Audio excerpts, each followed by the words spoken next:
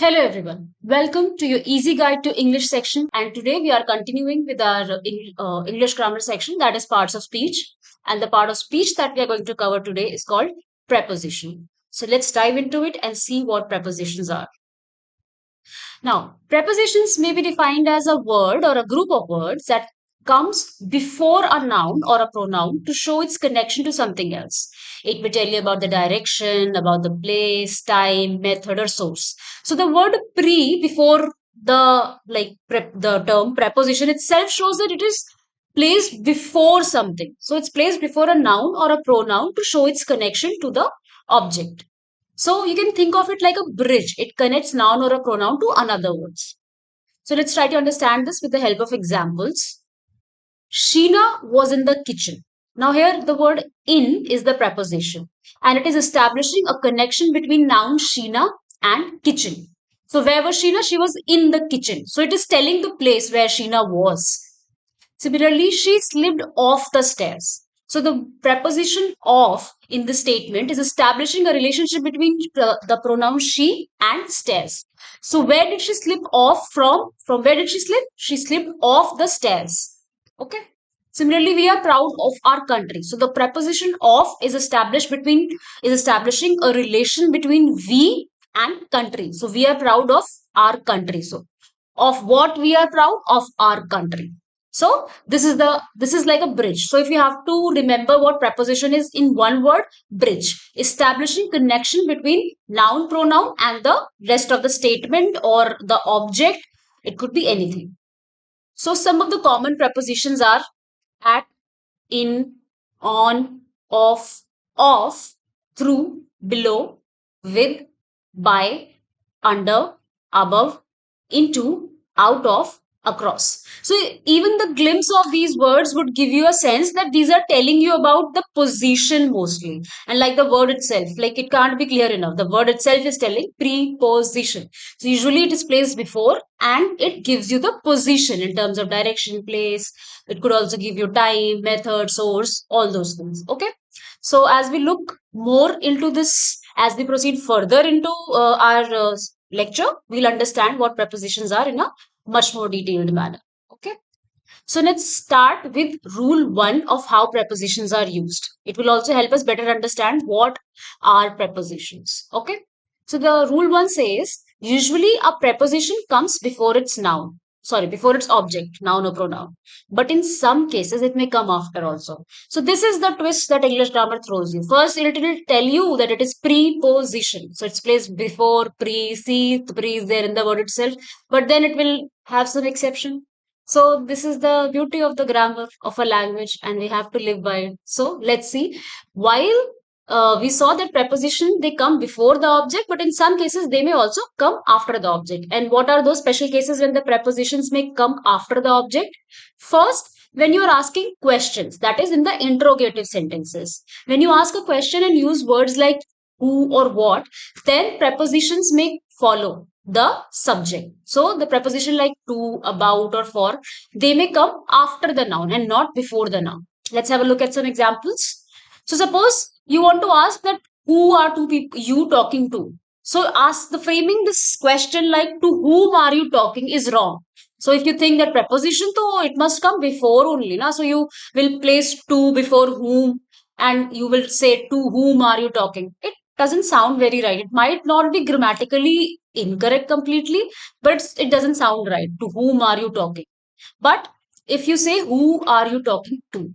So the preposition to coming at the end. So you is the pronoun which is coming before the preposition in this case. So in these interrogative sentences or in these questions, the preposition may come at the end also. Unlike the normal case where the preposition comes before noun or pronoun. Okay. So the case 1, in the interrogative sentences, preposition may follow the object, noun or a pronoun.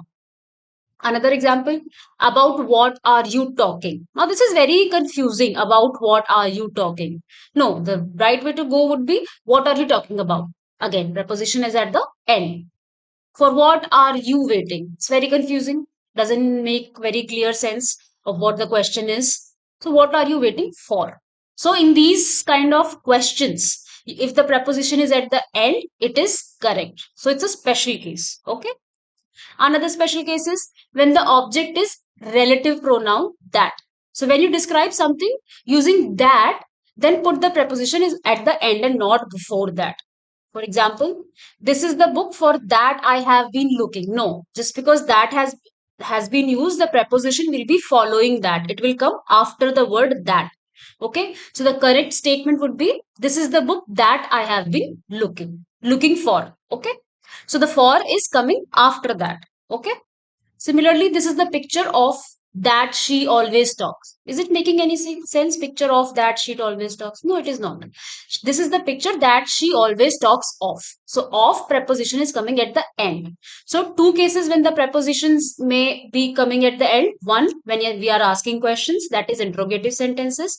Two, when we are using the relative pronoun that. In these two cases, the preposition will come at the end. Now, let's look at the third case when the preposition will come at the end, which is when you are using an infinitive form of verb, that is 2 plus verb form of verb after a noun. So, in that case also, you need to add a preposition after the verb. For example, it is not safe to live in. Like, what is live without in? Because you are living in a place. So, live will always be followed by in. Similarly, he gave me a pen to write with. So the word write will always have to be with, because you use a pen and you write with a pen. So these words, you see, if you do not use the preposition, they do not give the complete sense. So common sensically also you can understand that he gave me a pen to write. Like what write? If you don't use the word with, the complete meaning is not coming. So he gave me a pen to write with. To write, I mean an instrument to write with. So the pen is an instrument and with will be used to establish the relationship. But unlike the normal cases, the preposition with is used in the end. Okay. So the rule one is in questions, in relative sentences with the pronoun that, and in infinitive phrases, the preposition may come later in the sentence and not before. Okay. I hope you've understood the rule one. Now let's move to the rule two now. So as a rule, no preposition is placed after the following verbs when these verbs are used in active voice. So you have to remember these words and you have to see that no preposition is placed after these words. Okay. So let's see what these words are first.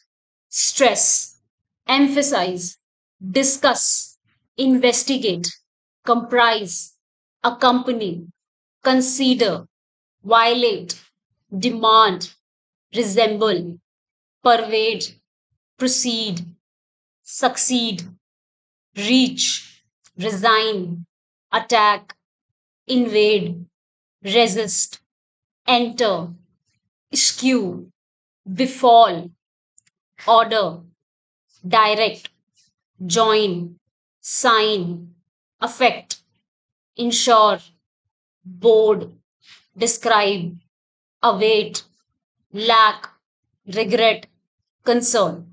Now, whenever these words are used, uh, uh, these will not be followed by a preposition. So the police are investigating, and yeah, be mindful. It is talking about active cases and not in the passive cases. We'll understand why.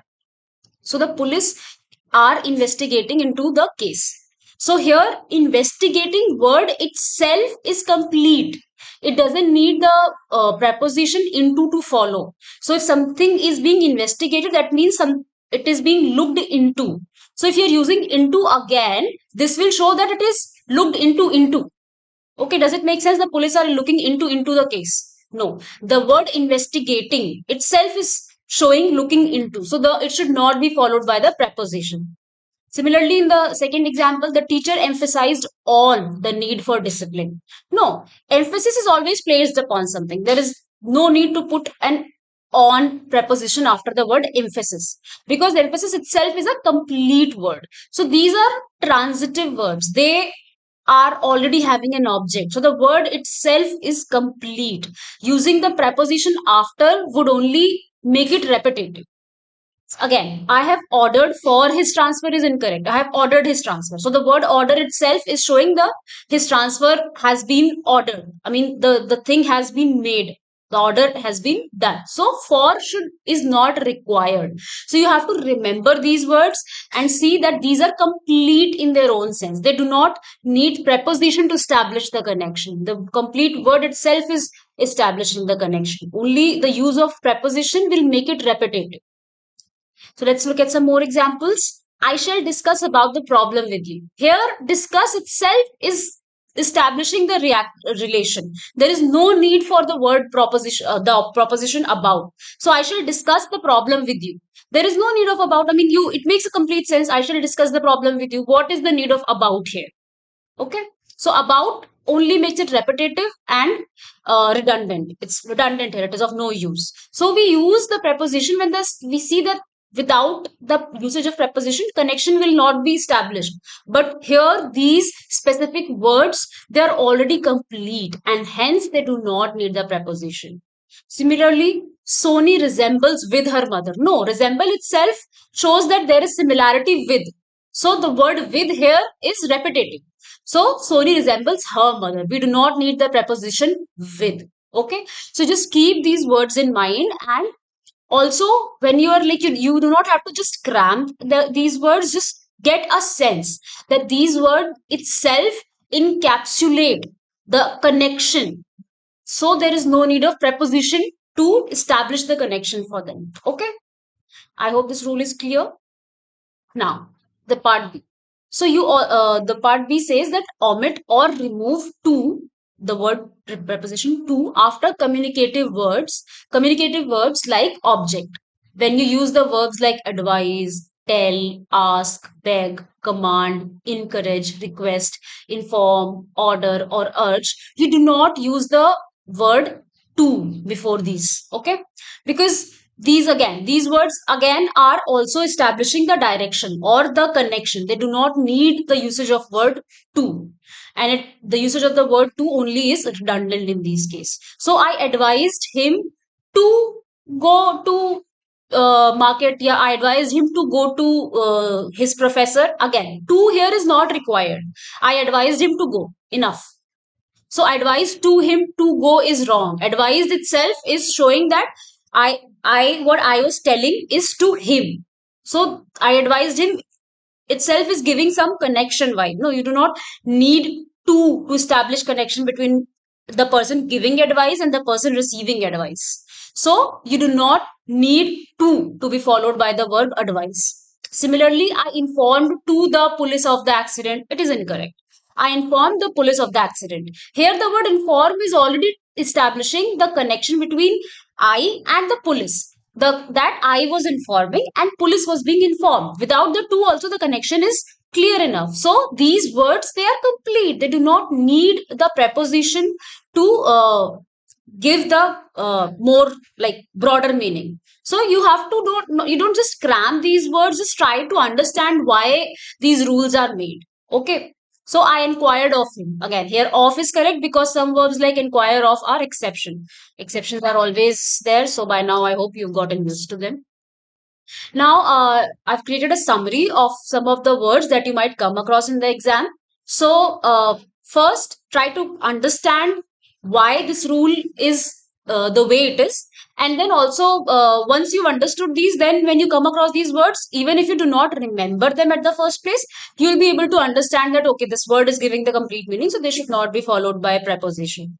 So, some of the verbs like investigate, the wrong example would be investigate into the case, because investigate itself means look into something. So here it need not be followed by into. You can directly say the investigate the case. Emphasis or emphasize. Emphasize, again, you emphasize on something. You cannot not emphasize on. So emphasize itself is a complete word giving the sense of emphasis on. So you do not need the preposition on to be followed by this verb. Similarly, order. Order for his transfer is wrong. Ordered his transfer is correct. You do not need the preposition for to be followed by order. Now discuss. Discuss about is incorrect because discuss itself is complete and there is some sort of issue that is being talked about. The word itself gives that sense. So you do not need the preposition about. Discuss the problem. Resemble. Resemble itself means look like. It looks, it is similar to, it is similar with, something like that. So you do not need to use the preposition with because it becomes repetitive then. Resemble her mother. Resemble itself shows it's similar to. Okay. Similarly, attack. Attack a country, not attack on a country, because attack is always done on something. So attack word itself is giving that meaning. No need for a preposition to establish the connection. Similarly, with accompany with me is wrong, accompany me. Similarly, the word comprise. Comprise of is wrong, comprise classrooms is correct. Okay. Now, the second part, the communicative words, that is advise. You do not advise to him to go, you advise him to go.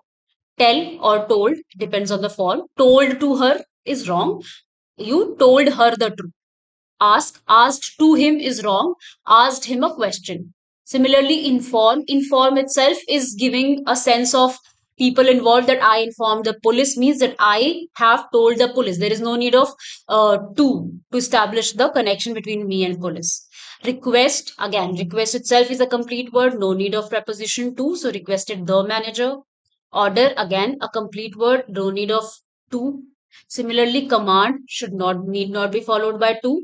Encourage, again, need not be followed by to. Urge, again, need not be followed by to. So whenever these words are used in active phases, they do not need to be followed by to. Remember, in active phases, because in passive phase they might be, because in that case the form changes, and then there might be in some cases need to establish a relationship between the doer and the receiver. Okay, so in active phases these words need not be followed by to. Okay, I hope this rule is clear to you guys. Now, we get to the rule 3.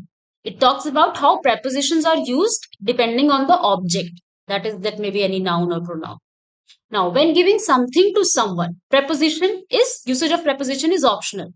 For example, some verbs, they naturally imply giving or transferring. So there is no need of using the preposition. For example, fetch, buy.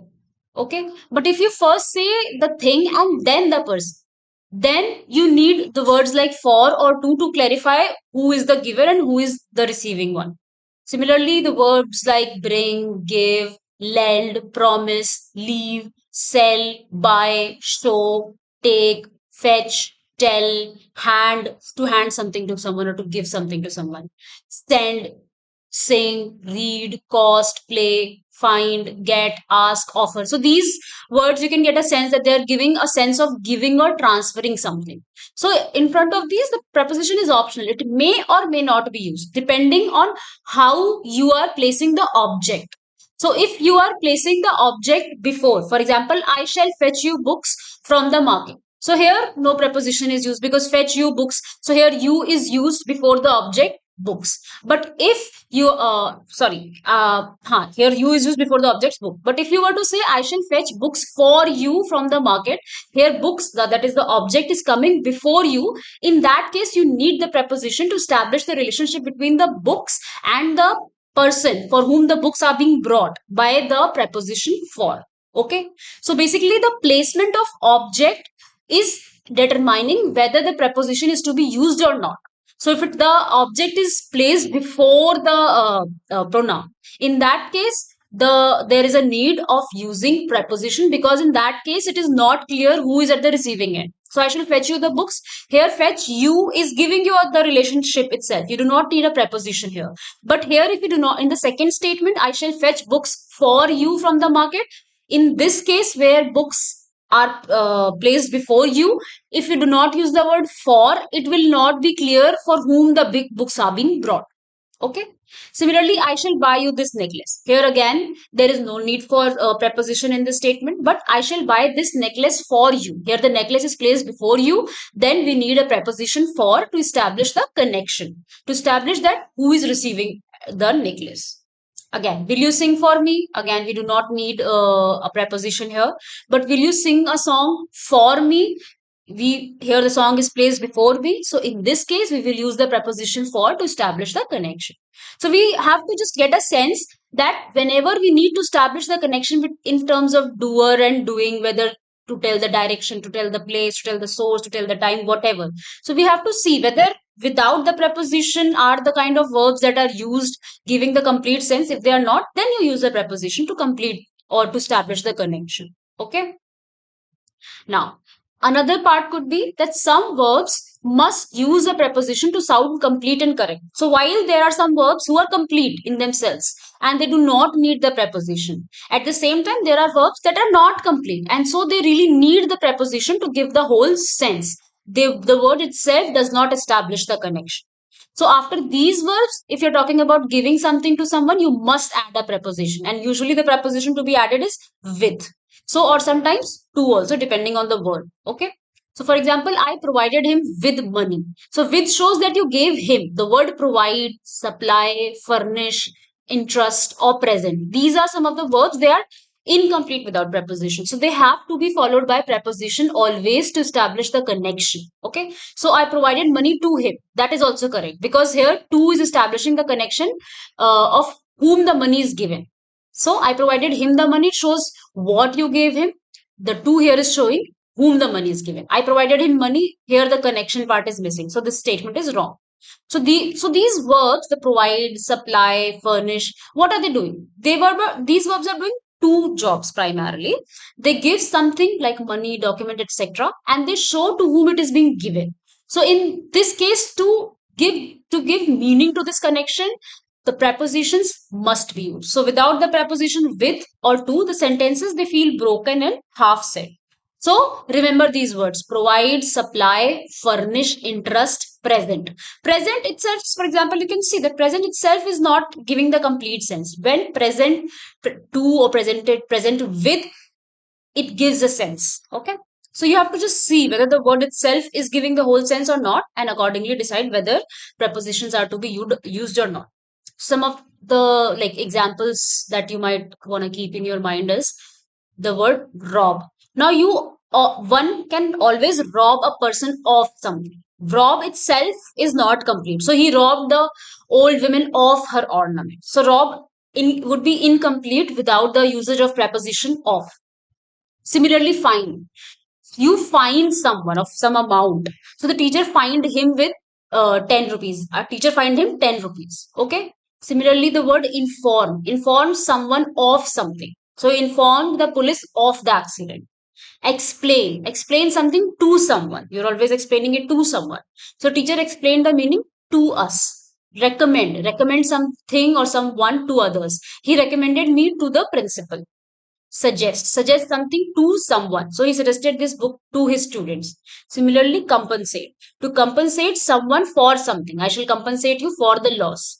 So you might want to go over this table and remember these words, so you can see that these words are to be followed by preposition as compared to the previous words that like investigate and all that we did in the previous rule. They are complete. They do not need the preposition to complete them. Okay. Now, rule 4. Now, rule 4 says when two adjectives or words need different prepositions, you must use both prepositions separately. You cannot skip a preposition if it is required for one of the words. So, this is very similar to the rule that we did in the adjective, that there are some adjectives, they need different kind of preposition. For example, the word senior, it will always be followed by to. Senior from would be wrong. Similarly, the word different will always be followed by from. It will not be followed by to. Now, senior and different or some this kind of combination has been used in a statement, then they will require their own respective prepositions. You cannot be lazy and use just one preposition for both. That no, it will make sense. No, it will not. So you have to see what kind of adjective has been used and what is the requirement of preposition for that adjective, and accordingly use it. If you need, you use it two different prepositions. So, for example, he is senior and older than I. It would be incorrect. He is senior to, because the senior takes the pronoun preposition to, and older takes the preposition than. So the word senior and the older, they should be used with their own required preposition. Just one preposition for both cannot be used. That will be incorrect. So he is senior to and older than I. That would be the correct way to go. Similarly, his dress is different and cheaper than mine. It would be wrong because different takes the preposition from and cheaper is like takes the preposition than. So his dress is different from and cheaper than mine. That would be the correct way to go. Now, how do you know if you need one preposition or two? So you decide this, that if both adjectives use the same preposition, use the preposition only once. But if the adjectives need different prepositions, you use two different prepositions separately. So, situation when adjectives connect with the same preposition, use one preposition. For example, she is younger and smarter than her brother. Now, the adjectives younger and smarter both require the same kind of preposition. So, one preposition will do in this case. But adjectives that need different preposition, for example, senior to and experienced than. So, senior requires a different preposition to be followed, and experience require a different preposition to be followed. Then they both adjectives will have their own respective prepositions. Okay. So you, before writing or speaking, just mentally fill in the blanks when you come across the adjectives. For example, you see senior, you know senior has to be followed by to, and you know older, then you understand that older has to be followed by then. And then you check the statement that whether the senior has been followed by to or not, or whether the older has been followed by to or not, or if it is just one preposition denoting the two, in that case it will be wrong. So if it is of the same category, then one preposition is fine. But if it is of different category, and by category here I mean the type of preposition to be following that, then two different prepositions will be used. Okay. Now, here are some of the common adjectives that usually need their own preposition. We have done this in the adjective lecture as well. So, for example, senior, it needs a preposition to. The word different, it needs a preposition from. The word older, it needs a preposition than. The word younger, it needs a preposition than. The word cheaper, it needs a preposition than. And then taller, it needs a preposition than. So, if senior and junior are there, then one single to is fine for both senior junior. But if senior and different are there in one statement, then senior to and different from.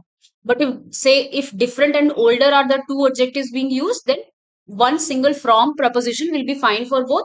But different and senior, or older and senior, that would need their own separate prepositions. Okay, I hope it's simple enough. It's simple enough. Okay, now these were pretty much the rules, and now we'll try to understand how some of the prepositions are used. They have similar kind of meaning, so it's important to understand their specific usage and what context which of the two will be used. So the first in this category is between and among. So where do you use the word between, and where do you use the preposition among? So between is used while you are referring to two persons or things, specifically two persons or thing. So it may also be used for two or more in a choice. So choice is always between two or more, then it is between. And among is used while referring to more than two persons or things. So let's understand this with an example. The two brothers divided the property between themselves. So there are two brothers. So the property division is between. The word we use is between, because we see the two brothers at the starting of the statement. The two brothers and their sisters. Now here there are more than two. So in this case, we will use the preposition among. So if two are there, you use between. If more than two choices, then you use the word among. The two brothers and their sisters divided the property among themselves, because there are more than two in the party. Okay, fair enough. Now, beside and besides. So the word beside means by the side of, and besides with an S in the end, it means in addition to.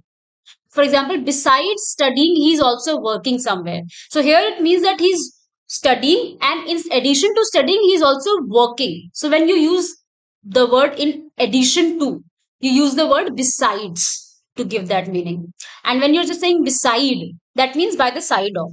So she sat beside him at the party. That X person is sitting, and she's sitting next to that person, by the side of that person.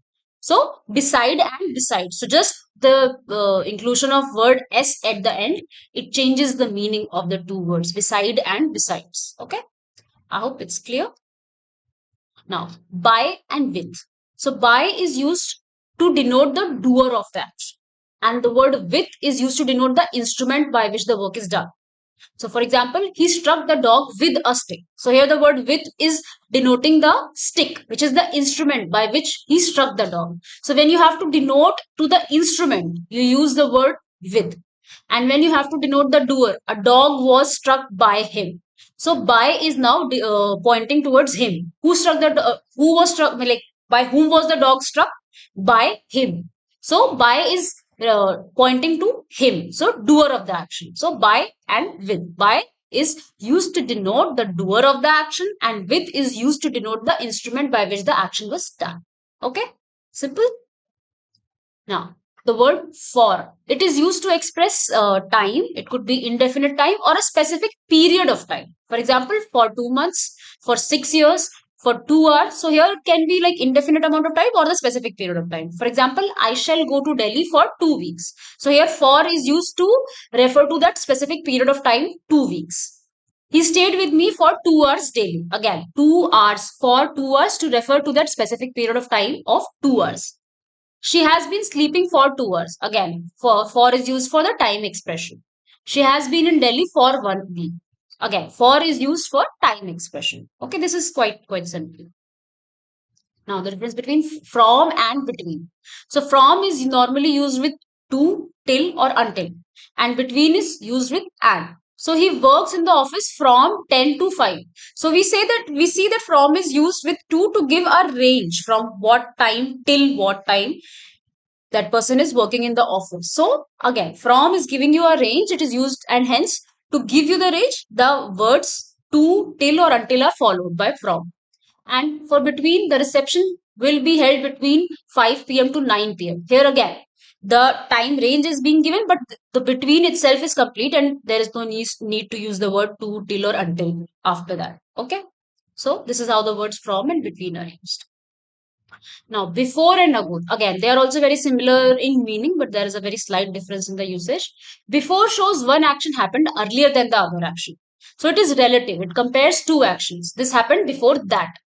She had left India before she was married. So the leaving of India happened first and marriage happened later. So it is comparing the marriage and leaving of India, two actions, and telling this happened before that. So that this is the usage of before.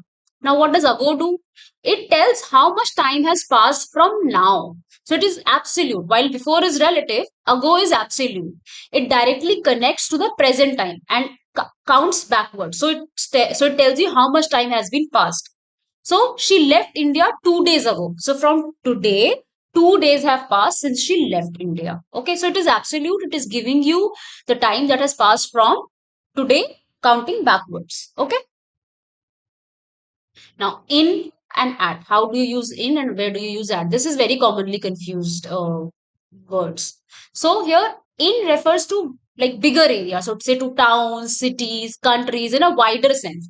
While at, it is used for speaking of comparatively smaller place. For example, a building or a station or a house. So when you want to say he lives in Delhi, because Delhi is like it's a big city, so it's a wider area, bigger area. So you will use the word in. He's working in Dubai these days. So here again, Dubai, I mean, not a big country, but a country. It's like a wider area, not a small area. But if you were to say, we are meeting at the airport. Here, airport is a smaller area. So we use the word at and not in. We are meeting in the airport. No, no. We are meeting at the airport. I am waiting at the bus stop. Again, for a smaller area, you use at. For bigger or the larger area, you use in. Okay. Now, in and into. What is the difference? In denotes position, whereas into shows movement and entrance. So fair enough. The students are in the class, so they are position. Where what is the position of students? They are located, placed in the class. Static. Into is showing movement. The students came into the class. So they were not inside the class and now they have moved into the class. So it is showing the into. I mean, where have they moved? So there is some sort of movement or they entered or that kind of it's not that static as compared to in. In is just showing the location while into is showing the movement. The students came into the class. Okay. So that's the difference. Now on and upon. So here again, on shows the position. Something is already resting on the surface. So no action is happening. It's still. Upon, it shows movement. Something is coming onto a surface. That is, action is happening. So for example, the book is on the table. So the book has been there. It is lying there. It is resting there. No action is happening on the table, showing the position. He threw the book upon the table. So here, the action of throwing is happening. So upon the table, it is telling that something has just come on the surface. It has been thrown. So the action of throwing the book has been done. So it is done upon the table. Similarly, the painting hangs on the wall. It is fixed there. It is positioned on the wall, static. The cat jumped upon the table. So she jumped upon it. So movement is being denoted by the word upon. Okay. So that is the difference between on and upon. Now, within, in, on, and in good time. So this is also very similar in meaning, but with very minute differences in between. So the within, it means before the time limit ends. You still have some time left and it happened early. So he will return within 10 minutes. That means that person can return in 9 minutes, 8 minutes, 9.5 minutes, but it will happen a little less than in time little less than 10 minutes. So it will mean it will happen slightly earlier. It would be like way more early, but it is happening in the 10 minutes range. That 10-minute range will not be breached. Now, what does the usage of in denote? So, in means at the end of the period or something during it. The action will happen after the full time has been passed. So, he will return in 10 minutes. So, after the 10 minutes are passed, he will return then. So, that means like how long will he take? That means he will at least take 10 minutes. So, he will return in 10 minutes. Within 10 minutes means that he can return in 9 minutes, 7 minutes. He will definitely not breach the 10-minute limit. Okay. Now, the word on, when used with in the context of time, because it can be used in other contexts as well. So, the on means exactly at the correct time, not late, not early. The train is running on time. That means the train, whatever time it was supposed to be running on, it is exactly on that time. So, on exactly the correct time, not late, not early. The phrase in good time. It means early enough, not rushed with time. So you have some time to spare. So it happens comfortably or in a relaxed manner before the deadline. So, like we say, we reached the airport in good time. That means we have reached that airport in a very relaxed manner, and we have ample amount of time to go and have a coffee, maybe or whatever. Like we have reached there. So this is showing that it has happened early enough. So you are relaxed and there is no rush, that kind of thing. So within, in, on, in good time. So these are the slight nuanced differences between these words. Okay. Now till and to or up to. So till is used in time. For example, he studied till 11, he studied 12 till 12. He should be there. He's like you should do it till you should complete your work till 12 p.m. Similarly, to and up to are used for a place or distance. So I went up to Rani Bagh, or I went up to the, I don't know, hill. So place or distance. So up to is used to denote a place or a distance, and till is used to denote. Okay, this is simple. Couldn't be simpler than that. Now, so these were some of the words that you might confuse with. So I have tried to explain the nuanced differences between them. And now these are some of the prepositions that are quite common in the examinations. So I would like you to go over this. Maybe just read. I mean, this is a list of close to 88 to 90 prepositions. Just go over them and just see what they mean, so that when you come across them, you have a sense of what they are and what they are used with. For example, adhere is used with the preposition to, access to, exceed to, addicted to, abide by. So you'll just have a sense of these words. So these are directly asked sometimes. Abstain, and then there will be a fill in the blank. What is the right preposition to fill in that blank? So you should know that abstain is to be followed by from. So he was advised to abstain from drinks.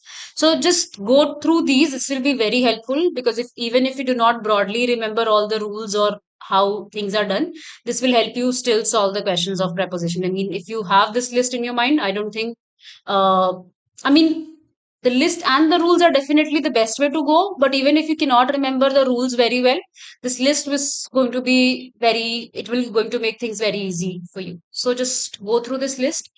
I'll pause at every slide, and so that you can just see what these are. I mean, I'd expect you to pause yourself and just go through all the 10 again and again, like 2, 3 times, and it'll like stick to your mind. I think these are fair enough, and I mean, fairly used prepositions or phrases, and I hope you can understand them.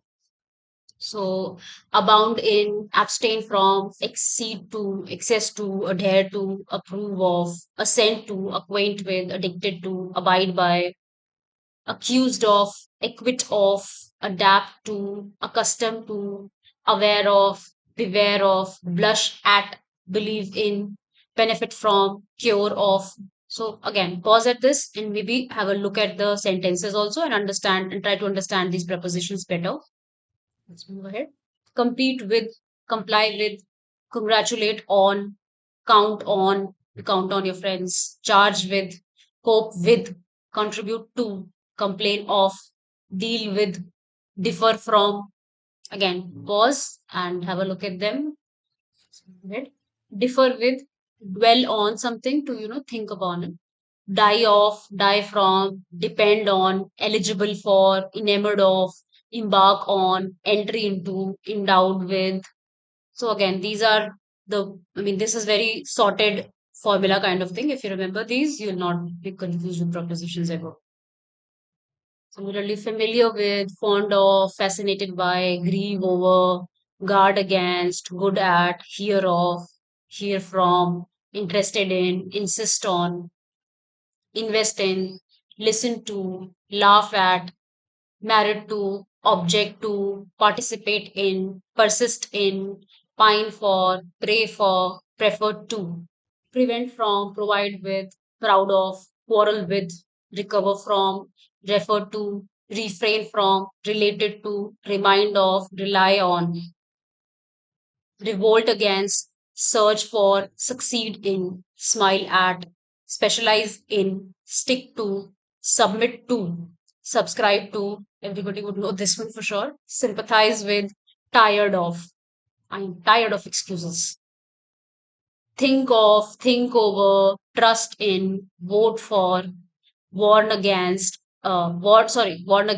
wish for, worry about, jealous for. So he's jealous for his country's honor. So these are some of the prepositions that, again, just go over this list by yourself and read these so that they become very normal sounding phrases in your mind. So if you come across spot the error kind of question or fill in the blanks kind of question, you will be very easily able to solve them. Okay. Now, we will do some practice exercise to see if you have understood the things that we discussed. So, first, as we always do, you will attempt these questions on your own. You will pause the video here at this point and you'll attempt the questions and then we'll do them together. So, this is a set of 15 questions. So, first slide is here. Pause and do the questions. And the second slide. Pause and do the questions. Okay, I hope you've attempted the question. Now, let's look at the solutions.